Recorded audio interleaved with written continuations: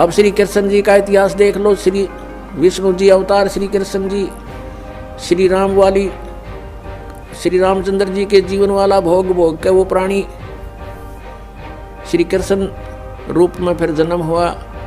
सारा जीवन दुखी रहा श्री कृष्ण, सारा जीवन जेल में जन्म हुआ, माता पिता कैद में, कभी मामा शत्रु हो गया, कभी पूतना मारने जारी है, कभी केसी, कभी तानौर शत्रु हो गया, कभी जरासिंह लड़ने को आ रहा है, कभी शिशुपाल से युद्ध हो रहा है, कवासुनी हो रही है, और कभी फिर काल्यवन आ रहा है।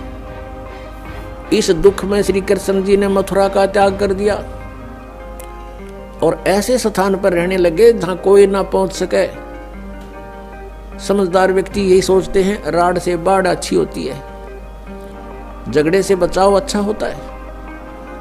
श्री कृष्ण जी उन सबको भी मार सकते थे, क्योंकि वो त्रिलोक के में एक विभागीय मंत्री है, एक विशेष शक्ति होती है प्राणी में, वो उनके अंदर शक्ति थी।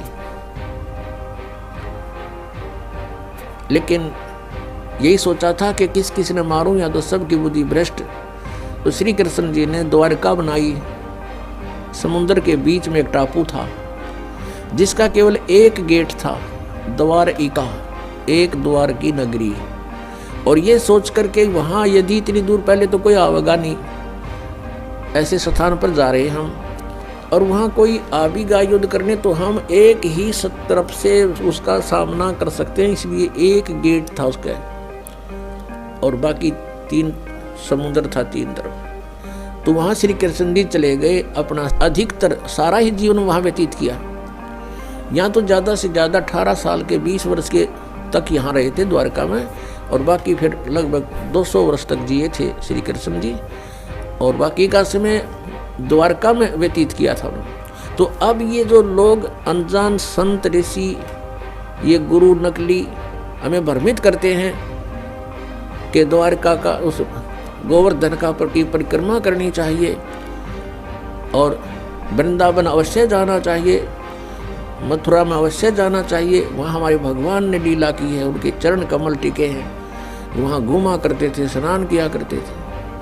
अरे श्री कृष्ण जी यहाँ तक 20 वर्ष रहे थे मथुरा में, बाकी 180 साल तो वहाँ रहे हैं द्वारका में, और वहाँ का नामो निशान मिट गया उस द्वारका को। इसलिए वहाँ खत्म की द्वारका, समुद्र में डूब गई श्री कृष्ण जी की मृत्यु के बाद, और यादों का विनाश हो गया था, आपस में लड़के मर गए थे, और जो बाकी शेष औरतें बची थी उनको अर्जुन ले आया था, सब खाली हो गई थी द्वारका। उसके बाद वो समुद्र ने डबो दी थी, अंदर चली गई।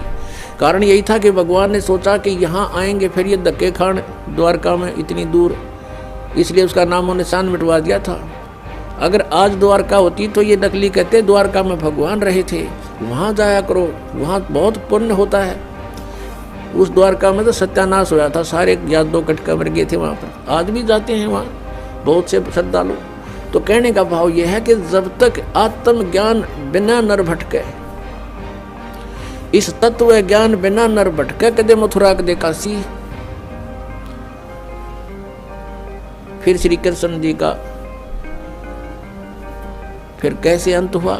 श्री कृष्ण जी के सामने पूरा यादव कुल आपस में लड़का मर गया, पोते पड़पोते रिश्तेदार सब आपस में कट मर गए।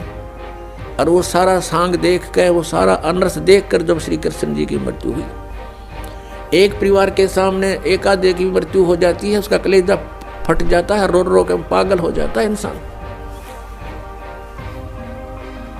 तो पुण्यात्माओं, आज तक हमें सत्यनारायण कथा नहीं मिली थी, और ये सत्य कथा है। सत्यनारायण का अर्थ है सच्चा भगवान, और सच्चे भगवान की सच्ची कहानी, सच्ची कथाएं। तो प्रसंग चल रहा है कि परमात्मा ने बताया कि तुम जब तक जन्म और मृत्यु के अंदर हो, सुख नहीं हो सकता, शांति नहीं हो सकती। अब इंद्र सोचता है ब्रह्मा विष्णु महेश सुखी होंगे।